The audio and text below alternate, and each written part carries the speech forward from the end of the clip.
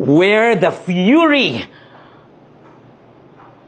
of the DDS supporters was stoned upon me.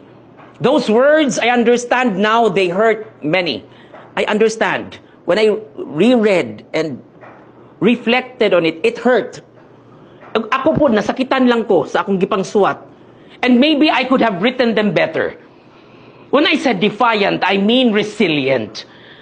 Never have we seen a leader who was so defiant to the international community. Iya kung gikontrang Amerika pag presidente niya. When I said a legacy marked by killings, I was quoting the prosecution's argument, not stating a fact. It was the prosecution's argument. And that is why naikaso karon sa ICC.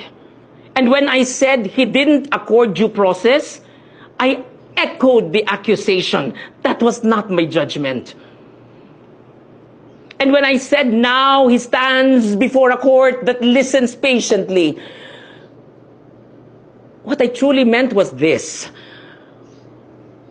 For the first time, the very man accused of denying due process, he was accused that he denied due process in the Philippines when he was president.